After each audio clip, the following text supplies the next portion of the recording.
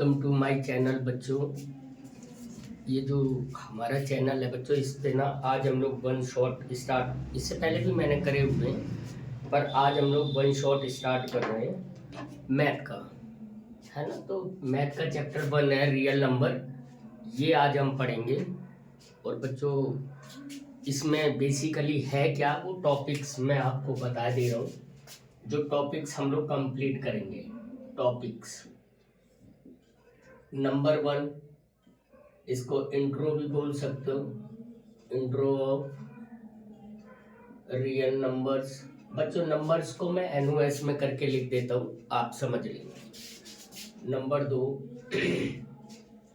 इसके बाद जो हम पढ़ेंगे रियल नंबर्स क्या हैं, ये सारा कुछ समझने के बाद हम इसमें एक थ्योरम है उसके बारे में भी समझेंगे, जिसको अर्थमेटिक थ्योरम बोलते हैं।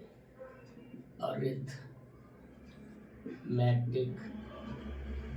थ्योरम ये हमें प्रूव करने के लिए नहीं आती है, लेकिन हम इसके बारे में थोड़ा सा समझेंगे कि आफ्टर ऑल ये है क्या, है ना। साथ में नंबर्स तो हम इसी में समझ लेंगे, रियल नंबर्स में। नंबर 3 पढ़ेंगे, ये मैं इसलिए कर रहा हूँ कि हम लोग इधर पढ़ते रहेंगे और इन टॉपिक्स को पूरा क्लियर करेंगे तो टिक लगा देंगे कि भाई हमारा ये वाला टॉपिक कंप्लीट हो गया है, नेक्स्ट हम लोग आगे बढ़ेंगे। ओके बच्चों, नंबर 3 है relation between HCF, LCM and product of two numbers. ठीक है, तीसरा टॉपिक हम ये पढ़ेंगे। और बच्चों चौथी चीज जो इसमें हम पढ़ेंगे, चौथी चीज बच्चों इसमें हम ये पढ़ेंगे कि जो प्रूवमेंट है, किसकी, प्रूविंग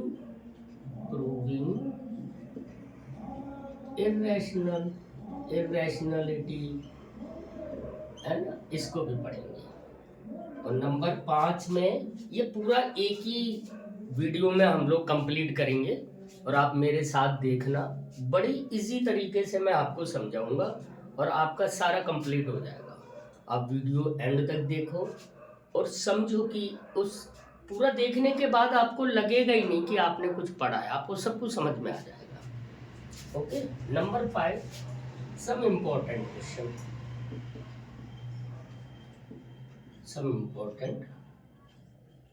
क्वेश्चंस ये करेंगे बच्चों। तो ये वाला टॉपिक, मतलब ये वाला जो पोर्शन है, ये आप ऐसे ही बना रहे हैं, तो इसको हम पढ़ेंगे इसके आगे से, यहाँ से पढ़ेंगे। ठीक है,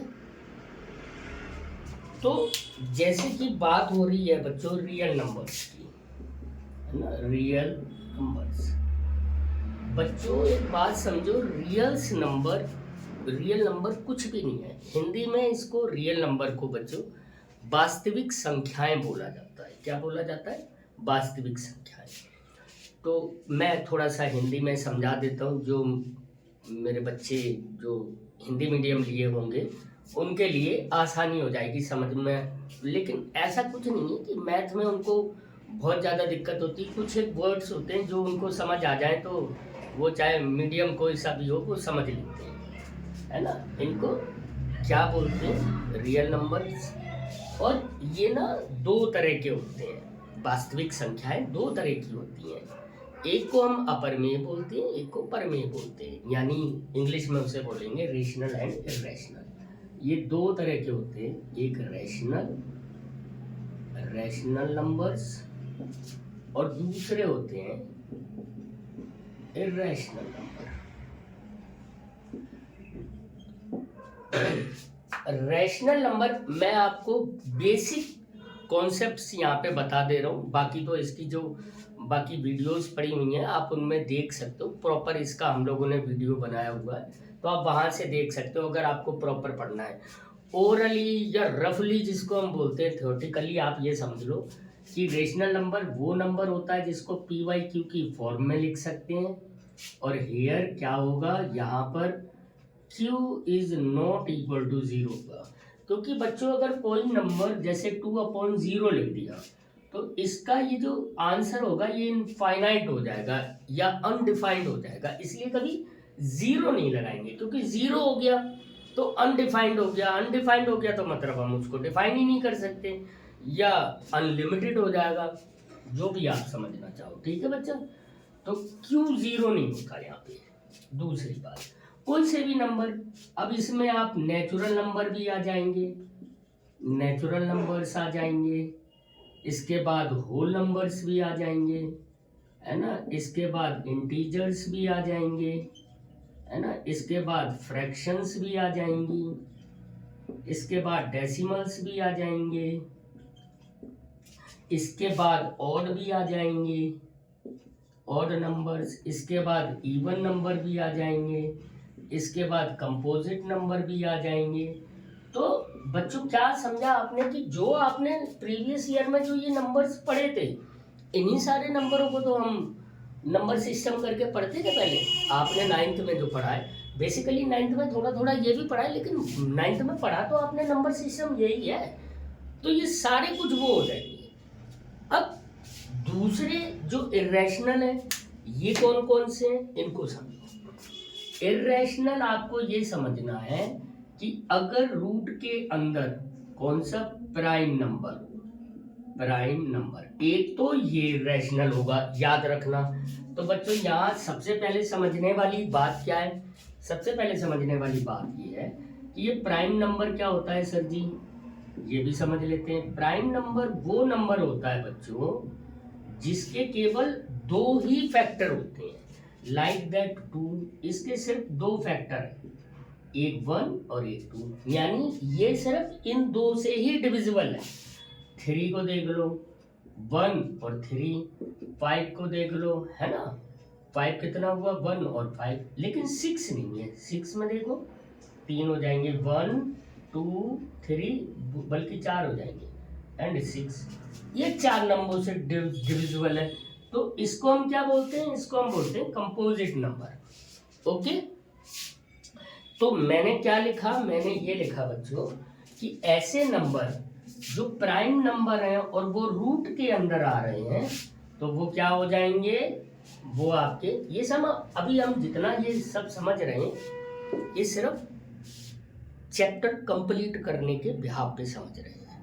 बेसिकली पूरा परफेक्ट आपको समझना है तो इसकी वीडियोस का इंट्रो पढ़ा हुआ है, वो आप चैनल पे जाओ और देखो, सर्च करो, पढ़ लेंगे। दूसरा, एक तो ये हो गया, प्लस दूसरा कौन सा होगा, ऐसे नंबर जो क्या है, नॉट, ना तो टर्मिनेटेड है, नॉट टर्मिनेटेड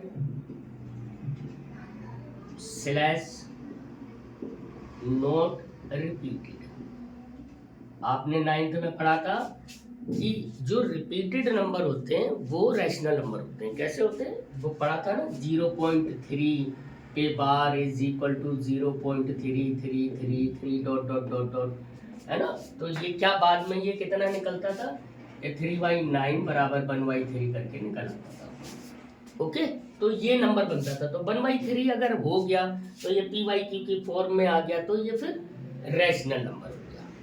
तो आपको ये पूरा कॉन्सेप्ट इतना ये समझ में आ गया होगा कि रियल नंबर होते क्या है ना। अब रियल नंबर ये समझाने का, बेसिकली इंट्रो करवाने का सिर्फ ये मतलब था कि बच्चों जब हम इसको आगे पढ़ रहे होंगे तो हमारे दिमाग में ये बात रहेगी कि हमने कैसे करना है ना। जैसे लाइक दैट, किसी को मैंने अभी जब हम ये 4th वाला टॉपिक पढ़ रहे होंगे, प्रूविंग करने वाला, तो हम उसमें ये प्रूव करेंगे कि prove that it is rational number, है ना। तो हम उसमें मान के क्या चलेंगे, लेट एज्यूम करेंगे। अगर हम उसमें एज्यूम ये करेंगे कि it is the rational number, और अगर हमारी एज्यूमिंग पूरी करेक्ट होगी तो वो रैशनल हो गया। और अगर हमारी वो प्रूविंग पूरी रैशनल नहीं हो पाई, तो सॉरी रैशनल नहीं हो पाई, तो फिर दो ही टाइप के तो हमारे पास नंबर है। रियल नंबर में हम क्या पढ़ रहे हैं, रियल नंबर में हम ये पढ़ रहे हैं कि भाई हमारे पास सिर्फ दो तरह के नंबर हैं, एक रियल नंबर,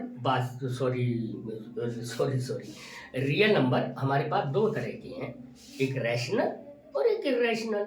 यानी एक को बोलेंगे हम परिमेय, दूसरे को बोलेंगे अपरिमेय। अब अगर वो चीज रैशनल नहीं है तो नेचुरल बात है कि अब दूसरा अपर में या इरेशनल होगा, सिंपल। मैं ये बीच बीच में हिंदी के वर्ड आप लोगों को इसलिए बता रहा हूँ जिससे कि जो हिंदी वाले बच्चे होंगे या हिंदी मीडियम जिन्होंने ले रखी है उनको भी समझने में एज वेल एज बिल्कुल आसानी ही होगी। समझ में आ गया बच्चा? चल, तो ये वाला टॉपिक हमारा क्लियर हो गया, ये वाला टॉपिक हमारा क्लियर हो गया और हम इसके आगे चलेंगे। अब पहला टॉपिक हमारा क्या हुआ, ये वाला हमने क्लियर कर दिया भाई। अब हम सेकंड टॉपिक की तरफ चलते हैं, यानी अर्थमेटिक थ्योरम। ये जो अर्थमेटिक थ्योरम होती है ये हमें ये बताती है कि अगर कोई कंपोजिट नंबर है या कोई नंबर है तो उसका फैक्टर भी हो सकता है, उनके फैक्टर का सम उतना ही होगा, है ना। इसके बारे में ज़्यादा नहीं समझना है, इसमें सिर्फ आपको ये समझना है, जैसे आपके पास क्वेश्चन आएंगे, मैं किसका आपको क्वेश्चन करवा के दिखाता हूँ, है ना। लाइक दैट, ये क्या एक्सप्लेन, ये एक मैंने क्वेश्चन लिखा हुआ है, मैं आपको बता, एक्सप्लेन वेदर द नंबर, इसको क्वेश्चन से समझो फिर आपको ज़्यादा समझ में आएगा।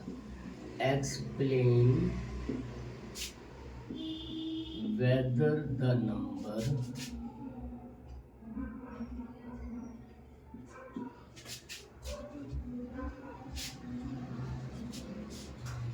whether the number क्या है 3 into 5 into 13, 3 into 5 into 13 into 46 plus 25, 46 plus 26, sorry 23 is a prime number, is a prime number or a composite number। अब ये हम अर्थमेटिक थ्योरम के थ्रू से निकालेंगे। अब देखो बच्चों इसमें कैसे बनेगा, हमें ये इसमें इस थ्योरम के थ्रू हमें ये पता चलता है कि सिर्फ प्राइम नंबर के 2 फैक्टर होते हैं, सिर्फ ओनली 2 फैक्टर होते हैं, और कंपोजिट नंबर के 2 से ज़्यादा फैक्टर होते हैं, बस सिर्फ इतना ही समझना है इसमें। तो जब हम इस नंबर को बनाएंगे तो हम ये देखेंगे कि क्या इसके जो नंबर ऑफ फैक्टर्स हैं वो 2 ही है या 2 से ज़्यादा है। तो हम इसको क्या लिखेंगे यहाँ पे सॉल्यूशन में, देखो सॉल्यूशन में क्या लिखेंगे, नंबर क्या है 3 into 5 into 13 into 46 plus 23।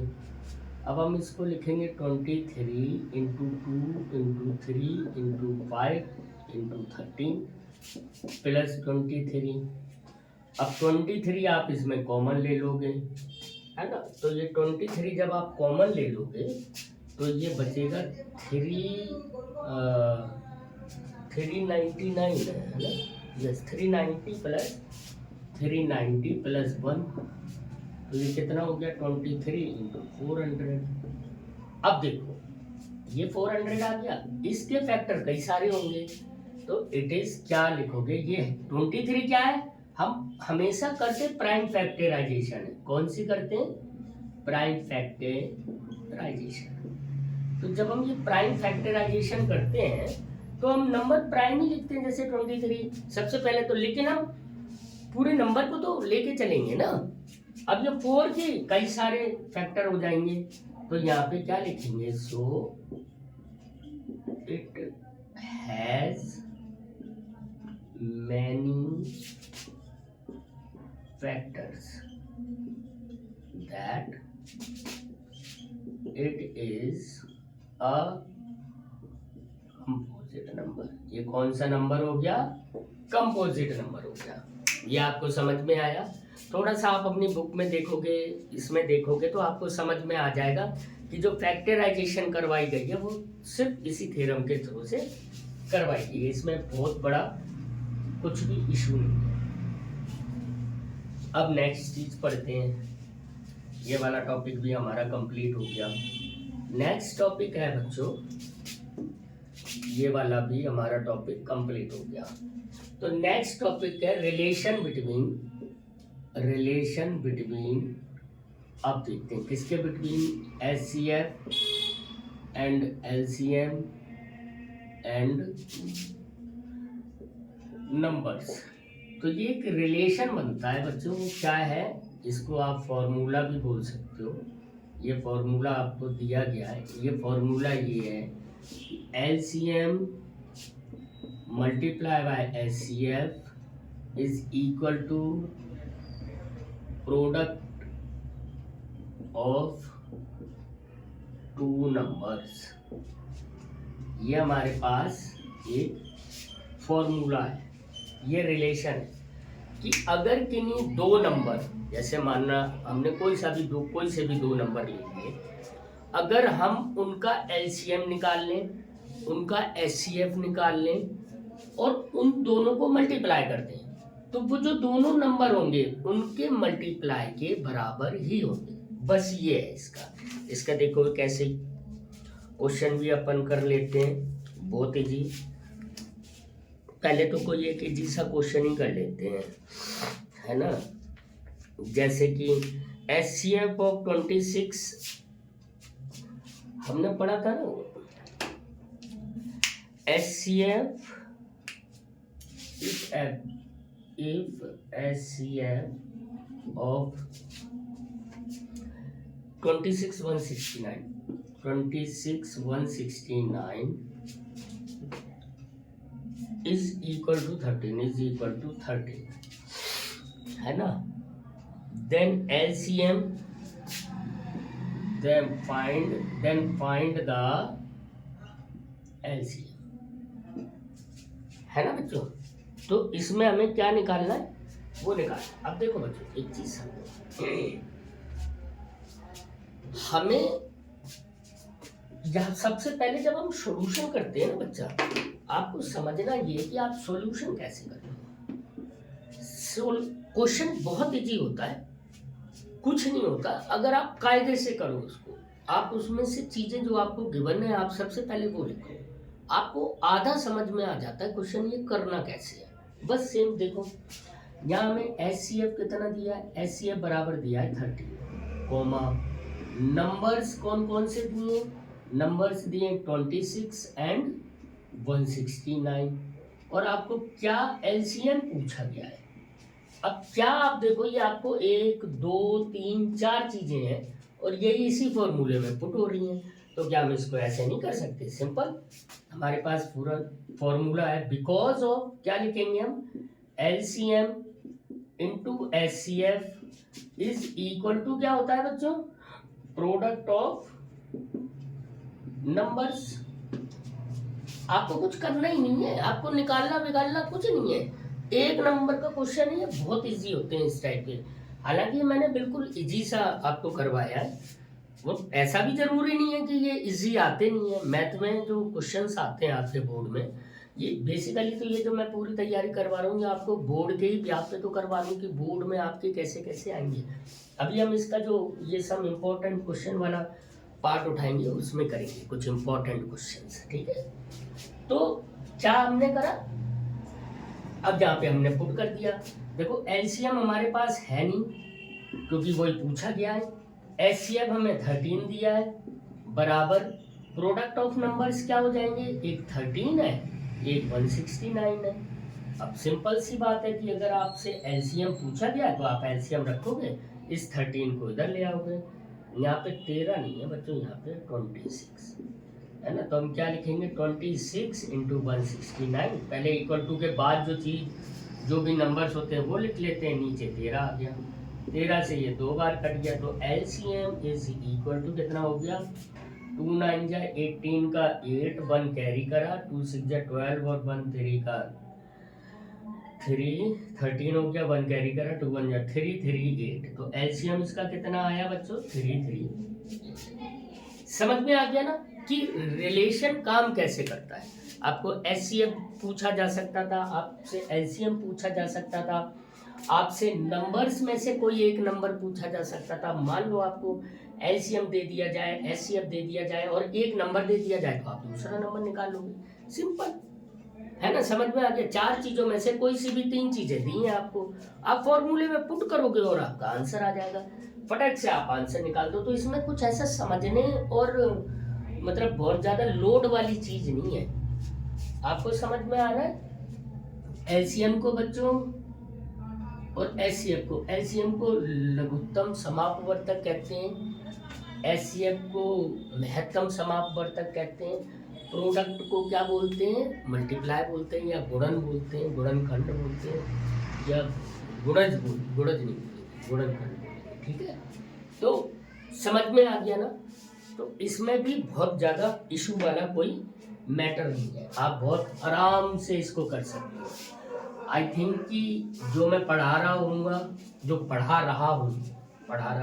नहीं बच्चों, जो मैं पढ़ा रहा हूँ, मुझे आई होप कि आपको समझ में आ रहा होगा। और अगर आपको कुछ ऐसा लगता है कि इसमें इस चीज़ की और इम्प्रूवमेंट करनी है, तो आप प्लीज़ मुझे कमेंट करो, मैं उसमें उस चीज़ को देखूंगा और सुधारने की कोशिश भी करूंगा। तो बच्चों, हमारा ये तीसरा पोर्शन भी कंप्लीट हो गया। अब हम करेंगे प्रूविंग वाला काम। ये थोड़ा सा बड़ा काम है और ये आता जरूर है, ये डेफिनेट आता है, और उसके बाद हम इसके कुछ क्वेश्चंस करेंगे। ओके, चलो सबसे पहले हम स्टार्ट करते हैं। क्वेश्चन ही लिखते हैं, क्वेश्चन प्रूव दैट, क्योंकि प्रूविंग तो मैं आपको करके ही दिखाऊंगा और आप यकीन मानो ऐसे करोगे आपको बहुत इजी लगेगा, कुछ करना ही नहीं है, बहुत इजी है, बस आप देखते जाओ। Prove that √2 is an irrational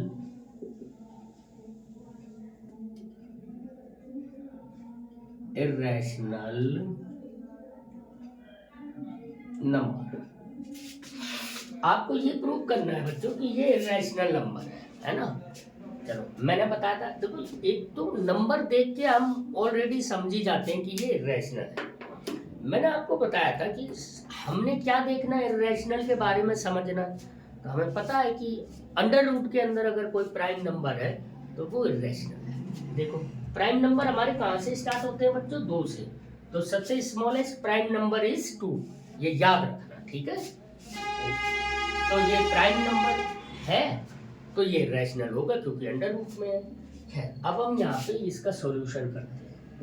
देखो, एज्यूम्ड दैट, हमने हिंदी वालों को बता ही रखा है कि जो इरेशनल होता है इसका क्या मतलब होता है? अपरिमेय। अपरिमेय सिद्ध, ये क्वेश्चन आपका आएगा, सिंपल ही आएगा। क्या आएगा? सिद्ध करो कि √2 एक अपरिमेय संख्या है। तो जैसे जैसे हम ये करते जा रहे हैं, मैं उसका हिंदी वर्जन भी अभी आपको समझा दूंगा कि कैसे लिखना है। तो बहुत बड़ा वो है ना, एज्यूम्ड का मतलब होता है माना कि, लेट है ना, ये सब एज्यूम दैट। हम सबसे पहले इसको करने का तरीका मैं आपको समझा दूं। पहले हम फिर करते हैं, पहले हम समझ लें इसको। मैं समझाऊंगा क्या कि √2 हम इसको ये मानेंगे कि ये ना एक रैशनल नंबर है, और अगर रैशनल नंबर है तो वो p/q की फॉर्म में होगा। लेकिन जब हम सारा करते चले जाएंगे तो हम उसमें ये दिखाएंगे, इसको हम को प्राइम भी मानेंगे। को प्राइम नंबर क्या होते हैं ये अभी समझिए। को प्राइम नंबर का मतलब होता है बच्चों, को प्राइम नंबर की, जैसे मान लो कोई 2 नंबर है, लाइक दैट 4 and 3 या 2 and 3, या ऐसे भी लिखे हो सकते हैं 4/3। तो ये सिर्फ 1 से ही डिविजिबल हो सकते हैं, इनको को प्राइम नंबर बोलते हैं। 2 ऐसे सेट या एक ऐसा सेट जो सिर्फ 1 से ही डिविजिबल हो, उसको हम को प्राइम नंबर बोलेंगे। तो को प्राइम नंबर होने का मतलब इसमें हम यही बताएंगे कि ये 1 से डिविजिबल है या और भी नंबर से डिविजिबल है। अगर ये और भी नंबर से डिविजिबल है तो ये को प्राइम नहीं है, अगर को प्राइम नहीं है तो ये रैशनल नहीं है, और रैशनल नहीं है तो आगे का पढ़ेंगे, करेंगे और देखेंगे, समझेंगे। ठीक है बच्चों, चलो। अच्छा, एक छोटी सी रिक्वेस्ट, जिन बच्चों को ये चैनल समझ में आ रहा है, पढ़ाई भी समझ में आ रही है, उनसे रिक्वेस्ट है कि प्लीज़ लाइक एंड सब्सक्राइब जरूर करें, अपने दोस्तों को भी ये शेयर करें और उनको जिनको इसकी ज़रूरत है उनको दें, वीडियो शेयर करें जिससे कि उनका भी भला हो। Assume that √2 is a rational number. हमने सबसे पहले क्या माना कि एक रैशनल नंबर है, तो अगर हमने ये माना तो √2 p/q की फॉर्म में लिख लेंगे। यहाँ पे क्या लिखेंगे, here p and q are the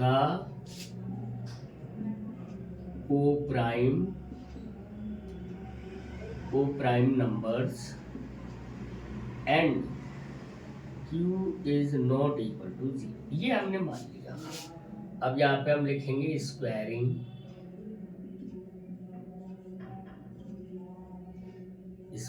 that, इसको स्क्वायर करा तो √2 का square is equal to p² upon q²। √2 का स्क्वायर बच्चों 2 हो जाता है, तो p² अपॉन q²। को इधर ले गए, रूट को इधर ले आए, तो q² is equal to p²/2।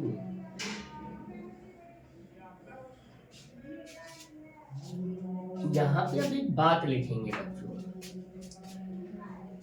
If p² is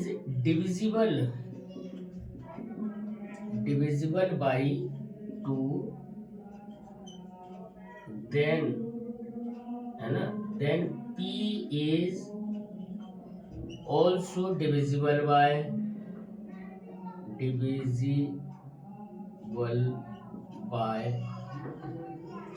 और इसको मान लेंगे इक्वेशन नंबर 1। यहाँ पे ही मैंने ये लिखा बच्चों कि अगर p² 2 से डिविजिबल है, ये भी अर्थमेटिक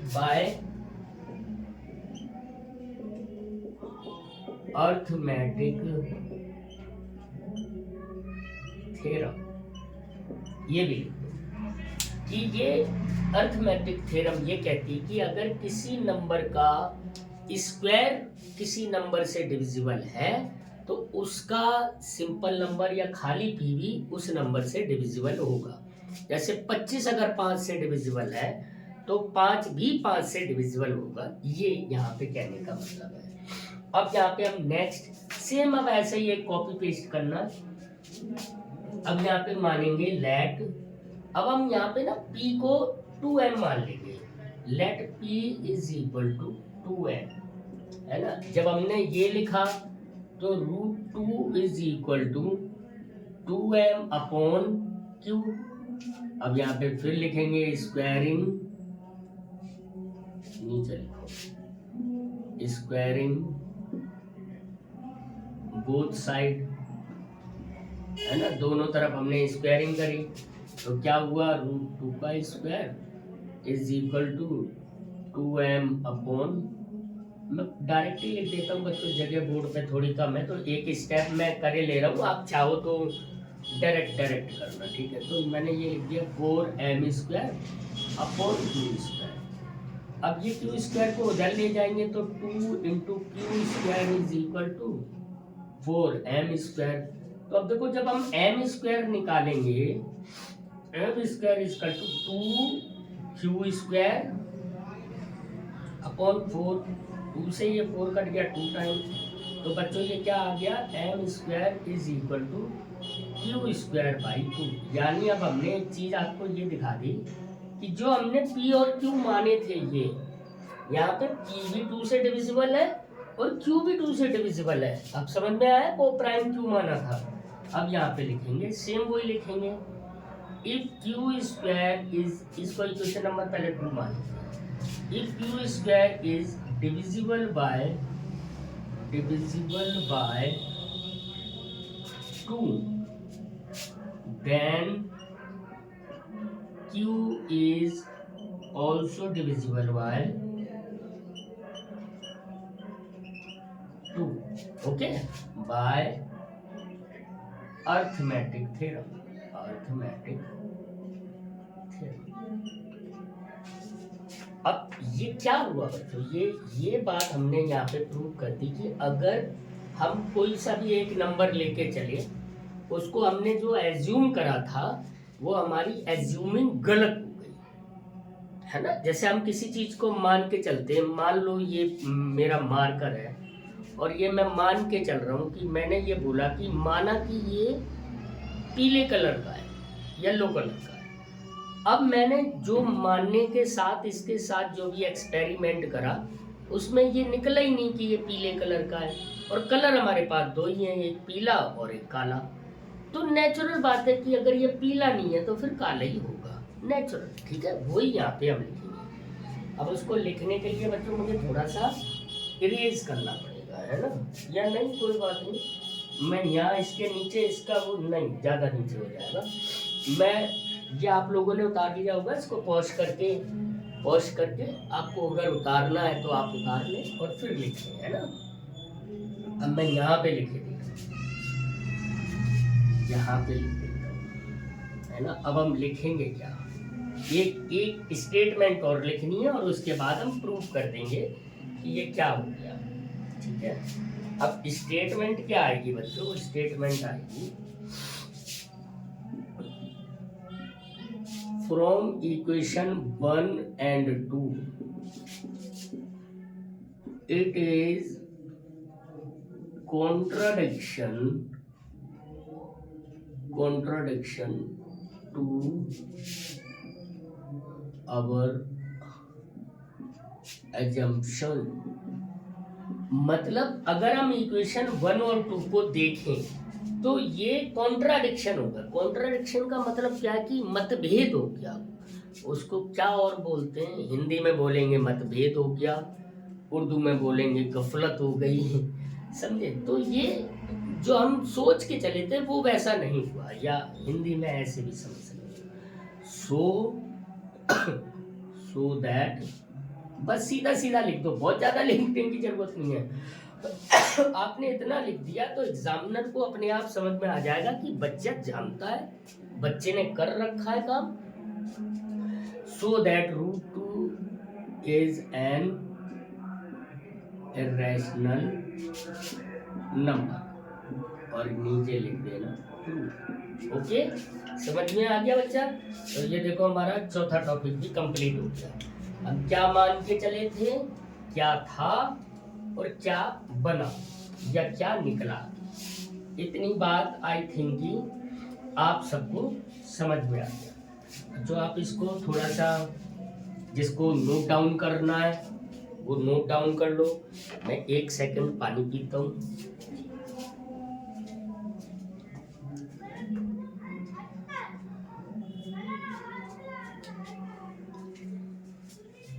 चल, तो हमने ये 4 टॉपिक कंप्लीट कर लिए, ये 4 टॉपिक रियल नंबर्स के हमने कंप्लीट कर लिए। अब हमारे पास है सम इम्पोर्टेंट क्वेश्चन वाला टॉपिक। अब हम थोड़ा सा इसको भी कंप्लीट करेंगे, ठीक है, लास्ट वाला। हालांकि हमने 1-2 क्वेश्चन कर भी रखे बट फिर भी करते हैं। एक क्वेश्चन में लिखता हूं, आप भी समझो। The HCF and LCM question है। The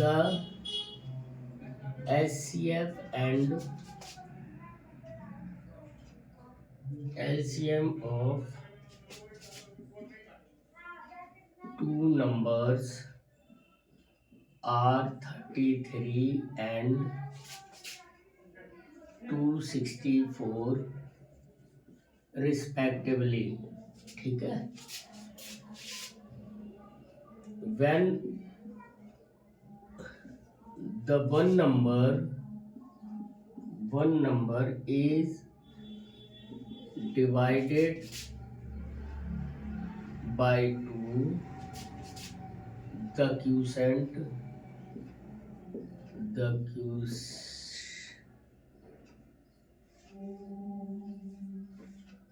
the quotient is 33. Find other number. Find the other number. देखो बच्चों, समझो,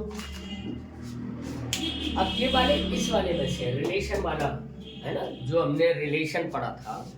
रिलेशन हमने क्या पढ़ा था? रिलेशन में हमने ये पढ़ा था कि अगर हमारे पास दो नंबर है, कोई से भी दो नंबर है, उनका हम एलसीएम निकाल लें, उनका एचसीएफ निकाल लें, तो जो उन दोनों का मल्टीप्लिकेशन होगा वही उन दोनों नंबरों का जो मल्टीप्लिकेशन होगा बराबर होगा। तो सिंपल है ना।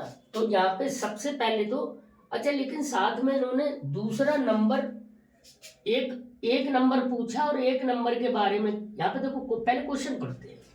The HCF and LCM of two numbers are 33 and 264 respectively. मतलब पहला एचसीएफ है, दूसरा एलसीएम है। रिस्पेक्टिवली का मतलब क्या होता है कि लाइन से। When the one number is divided by 2, अगर हम पहले नंबर को या एक नंबर को डिवाइडेड करें 2 से, तो क्यूसेंट इज 33, तो उसका जो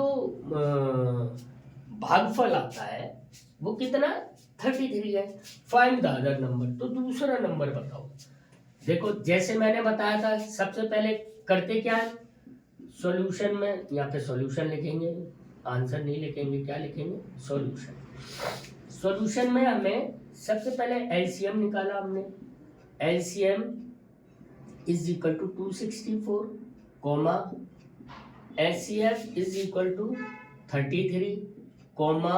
अब नंबर्स निकाल लें। एक नंबर तो हमें फाइंड आउट करना है, और दूसरा जो नंबर है वो उन्होंने दिया है कि उसका क्यूसेंट नंबर नहीं दिया।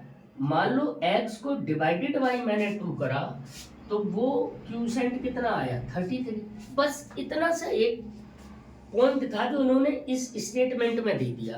बच्चे यहीं भटक जाते हैं, और आपको भटकना नहीं है, आपको बकायदा पढ़ना है, वीडियोस भी देखने हैं और अपना ज्ञान बढ़ाना है। सिंपल सी बात। ओके, तो ये क्या हो गया? तो नंबर आपका बना, इसको इससे x बराबर कितना हो गया? 33 मल्टीप्लाई बाय 2, तो x बराबर कितना हो गया? 66। तो नंबर आपके पास एक आ गया। कौन सा आ गया? वो number is equal to 66।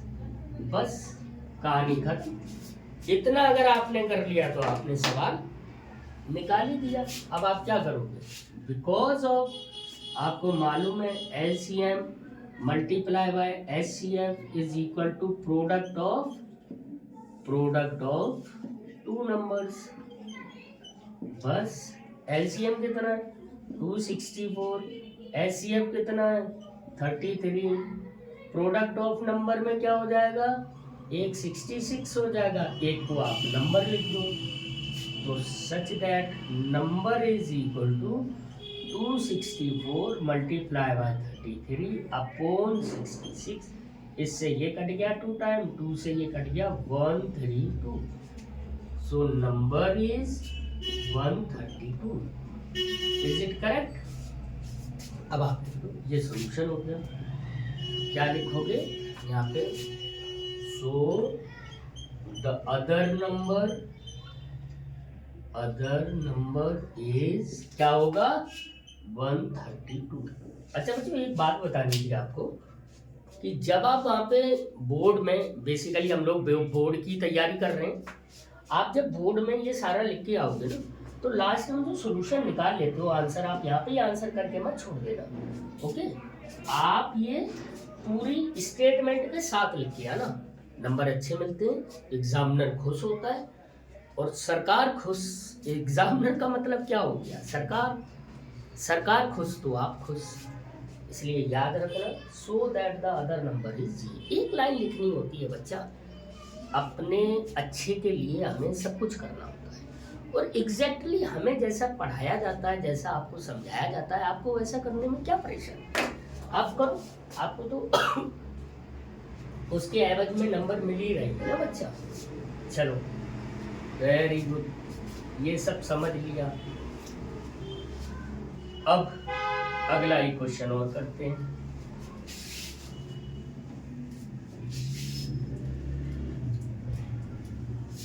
Next question,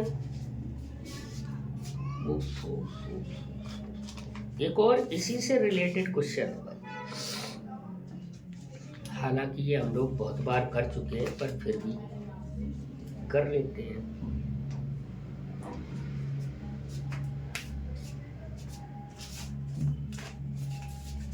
question, if the HCF 144, 180 is equal to 13m minus 3, what is the value of m? m की वैल्यू निकाल ली है बच्चों।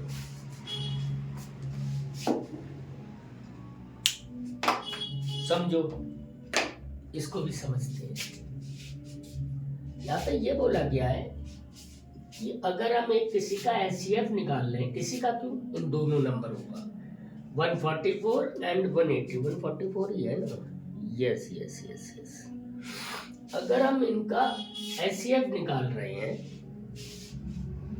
और उसको हम इस टर्म में एक्सप्रेस कर रहे हैं, किस टर्म में कर रहे हैं, इस टर्म में, तो n की वैल्यू क्या होती है? तो सिंपल है, HCF निकालने के लिए हम क्या करते हैं, पहले फैक्टराइजेशन करते हैं। तो 144 की जो फैक्टराइजेशन होगी वो कितनी होगी, 2 2 2 2 4 बार 2 इंटू 2 इंटू 2 इंटू 2 इंटू कितना हो जाएगा बच्चा, 3 इंटू 3, 3 इंटू 3। और 180 की कितनी हो जाएगी, 2 इंटू 2, 3 इंटू 3 5, 3 इंटू 3 इंटू 5। तो इनके कॉमन फैक्टर, ऐसी अब क्या होता है, कॉमन फैक्टर आपको 6th 5th में पढ़ाया गया था, समझाया गया था कि कॉमन निकालने हैं। तो एक कॉमन फैक्टर्स ये इसीलिए कॉमन निकलवाए जाते थे कि आपको HCF निकालना आ जाए। तो कॉमन फैक्टर हो गए 2 इंटू 2 इंटू 3 इंटू 3। सॉरी बच्चों, आजकल जुकाम हो रखा है ना, तो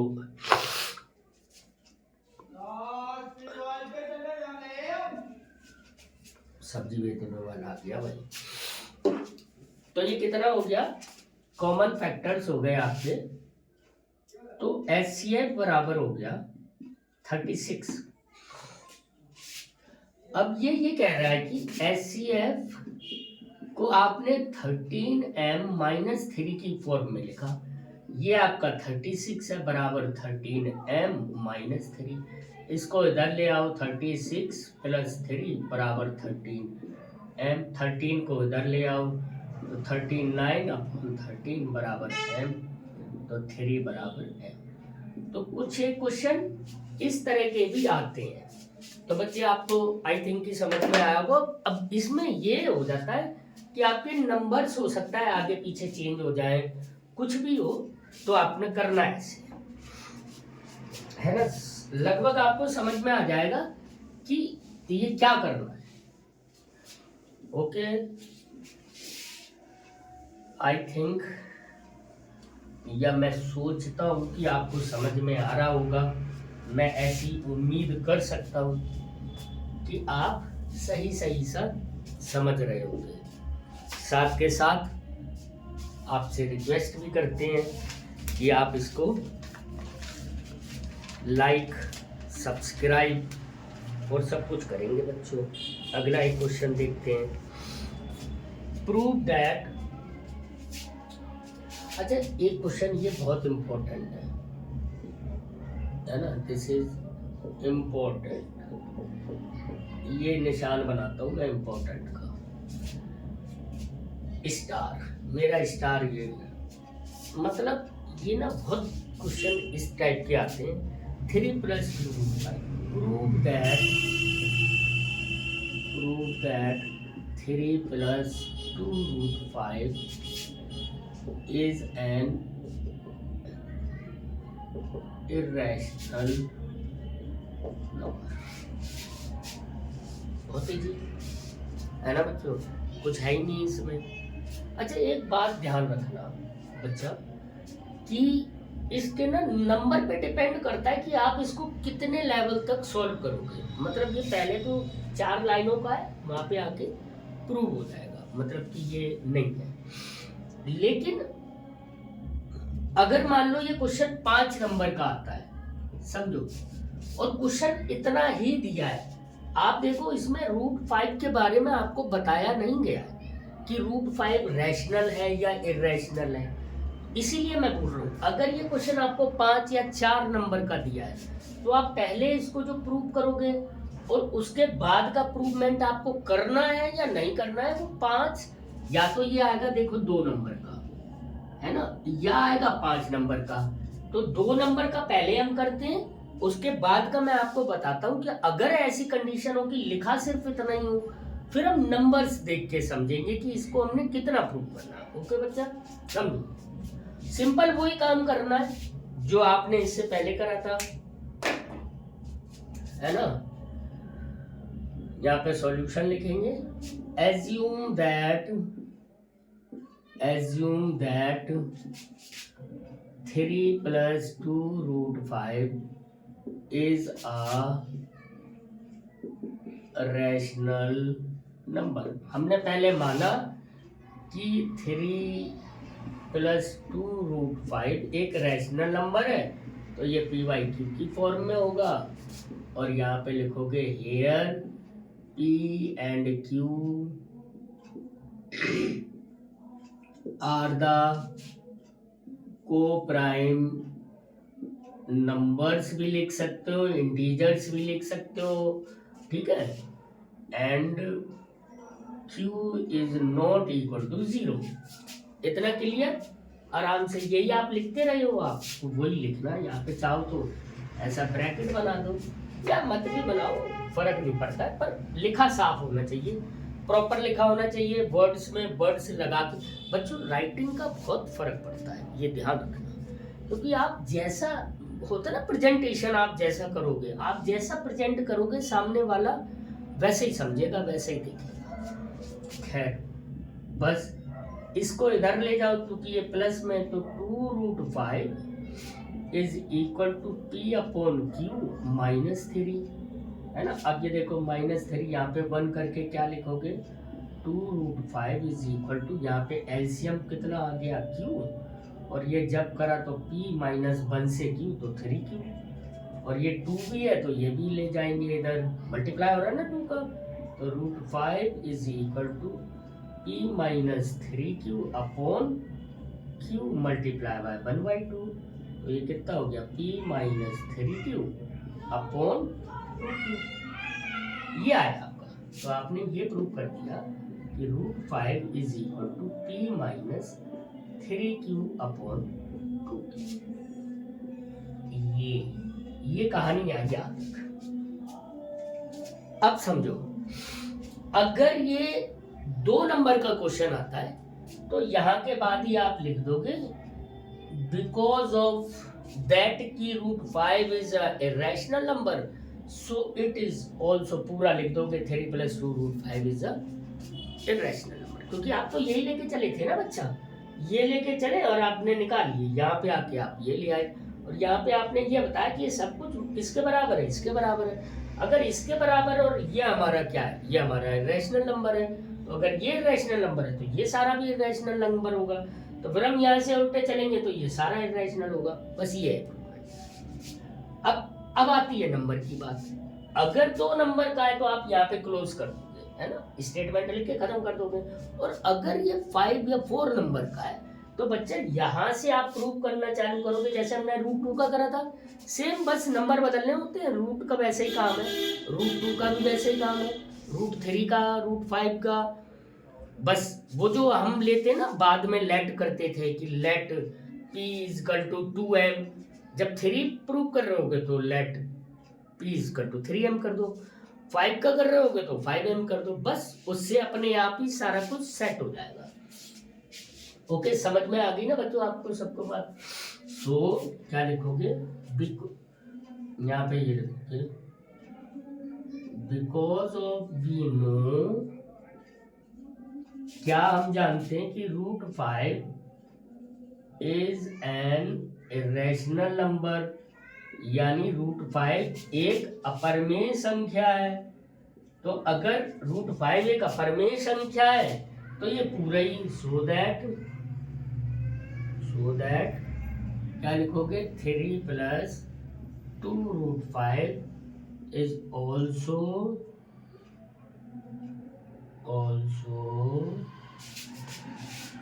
an irrational number।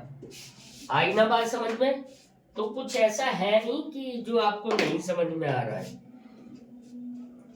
और कमेंट में जरूर बताना बच्चों, है ना, कि आपको कितना समझ में आ रहा है, कितना नहीं समझ में आ रहा है। क्योंकि आगे जो नेक्स्ट मैं वीडियो बनाऊंगा, और आपकी 1-2 दिन में ही आपको चैप्टर नंबर 2 का भी 1 शॉट वीडियो मिल जाएगा।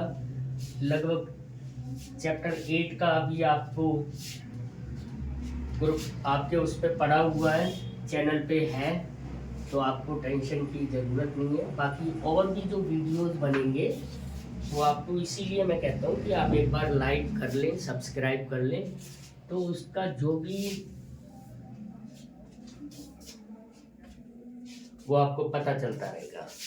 अच्छा, एक क्वेश्चन और करते हैं, वो भी ऑल्सो इम्पोर्टेंट है। Prove that question, prove that √3 + √5, है ना, या इसको ये कर दो, √2 + √3 का whole square is an irrational number. बच्चों, अगर आपके पास इस तरह का क्वेश्चन आ जाता है तो आपने बिल्कुल भी घबराने की ज़रूरत नहीं है, बिल्कुल परेशान नहीं होना है। इत्मीनान रखो कि हर एक चीज़ का एक सलूशन होता है। बाकायदा पढ़ो, बाकायदा करो, सॉल्यूशन देखो करते हैं। इसका सॉल्यूशन कैसे होगा, देखो सेम वही होगा इसको, लेकिन यही मान के चलेंगे। पहले हम ये लिखेंगे, लेट, क्या लिखोगे, लेट √2 + √3 का whole square is a rational number. तो √2 + √3 का whole square is equal to p/q। Here P and Q are the co-prime number। क्या लिखेंगे, co-prime इंटीजर्स, कुछ भी लिख सकते हैं बच्चों, ठीक है, integers numbers, and Q is not equal to 0। ये हमने और एक साथ में लिख दिया, बस। अब इनके स्क्वायर खोल दो, तो ये बच्चों क्या हो जाएगा, √2 का स्क्वायर + √3 का स्क्वायर + 2 × √2 × √3 बराबर p/q, है ना। अब समझो, अगर ये है तो ये कितना हो गया, √2 का स्क्वायर। ये कैसे करा हमने, हमारे पास एक आइडेंटिटी हो जाती है, यहाँ पे लिख दोगे, चाहे तो यहाँ पे लिख दो, बिकॉज ऑफ a + b का whole square is equal to a² + b² + 2ab। Okay, ये हो गया 2 + 3 + 2√6, या 2 आप ना ऐसे लिखो, 2√2 × 3 बराबर p/q। ये 3 2 5 हो गया, 5 + 2√2 × 3 इज इक्वल टू, या आप 6 भी लिख लो, कोई दिक्कत नहीं है, आप 6 लिख लो, सबको समझ में आता है, p/q। तो √2 √6 इज इक्वल टू P/Q -5, तो ये कितना हो गया 2√6 इज इक्वल टू, ये सीधा सीधा ये नीचे कितना हो जाएगा Q, ये P -5Q, तो √6 इज इक्वल टू कितना हो जाएगा P -5Q/2। अब यहाँ पे लिख देना because of √6 is an irrational number, so √2 + √3 का whole square is also an irrational. बच्चों आई थिंक कि आपको ये सारा रूट वाला काम बहुत अच्छी तरीके से समझ में आ गया है ना। और ये जो मैंने क्वेश्चन कराए they are the most important question, ये भी इम्पोर्टेंट क्वेश्चन ही है ना। तो इनको आप ना पढ़ना, देखना, समझना, और आपको इसको समझने में आसानी, पढ़ने में आसानी हो जाएगी। वीडियो देखो, बार बार देखो, रूट वाला काम बार बार करो। आपको नहीं याद हो पा रहा है, आप देख देख के लिखो। आप इसको ना कंटिन्यूअस लिखो। कंटिन्यूअस का मतलब ये नहीं होता लगातार आप लिखते रहे। कंटिन्यूअस का मतलब होता है बेटे हर ऑल्टरनेट डे पे लिख सकते हो, हर तीसरे दिन लिख सकते हो, हर संडे को। अब चूंकि संडे थोड़ा मतलब चूंकि टाइम नहीं रहा है आपको, तो इसलिए थोड़ा जल्दी जल्दी कर लेंगे तो ज़्यादा अच्छा होगा। आप देख देख के कर लो, ओके। आप देख देख के सेम लिखो, धीरे धीरे आपको वैसे ही आने लगेगा जैसा होता है। एक लास्ट क्वेश्चन और हम करते चलते हैं, बहुत इजी है। फाइंड द रेशनल, कभी कभी आ जाता है ये 2018 या 17 में आया था, मुझे एग्जैक्टली याद नहीं है। Find the rational number between √2 and √3। देखो ये दोनों इरेशनल है और इनके बीच का हमें रैशनल नंबर चाहिए। कभी कभी मैं आपको 2-3 नंबर लिख के दिखा दूंगा, आप देख लेना क्या है। देखो यहाँ पे सॉल्यूशन लिखेंगे, सॉल्यूशन। देखो √2 का मतलब हो गया 2.00 है ना, यानी मतलब 0.200, और √3 का मतलब हो गया ये 3.00। 2 और 3 या 0 0 भी मत लगाओ यार, आप लोग 10th में हो, आपको बड़ा अच्छा समझ में आता है। ऐसा कुछ नहीं है, 10th वाला बच्चा तो सब कुछ समझ जाता है ना, बिटवीन है। तो देखो बच्चा, अगर मैंने अब थोड़ा सा स्क्वायर पे ध्यान दो। आपको मालूम है 14 का स्क्वायर होता है 196, यानी 1.96। इसको अगर 1.4 का करेंगे तो ये नहीं आ रहा हमारा। 15 का स्क्वायर कितना होता है 225। 16 का स्क्वायर कितना होता है 256। 17 का स्क्वायर होता है 2 कितना होगा 286, 89, 289। तो ये तीनों ही नंबर। अब अगर मैं ये लिख दूं 1.5 multiply by 1.5 is equal to कितना हो गया, इज इक्वल टू 2.25। तो क्या ये 2.25 इसके बीच में नहीं है, इन दोनों के बीच में है? तो हम कोई सा भी नंबर लिख सकते हैं। मान लो मैंने 1.6 लिख दिया, अंडर रूट 1.6 इंटू 1.6, तो इसमें से 1.6 बाहर आ गया, तो डेसिमल हटाया तो 16/10, और हटाया तो ये कितना हो गया, 2 से काट दिया, 8/5। This is the rational. तो आप समझ गए ना, रैशनल नंबर निकालना बहुत ईजी है। समझ जाना कि कैसे निकलवाना है। क्वेश्चन आप बकायदा देखो, बकायदा पढ़ो, बकायदा समझो। अगर आप इत्मीनान से चीज को समझोगे, क्वेश्चन को बार बार पढ़ोगे, आपको आंसर आ जाएगा बच्चों। तो अब किसी के साथ हमारा ये वीडियो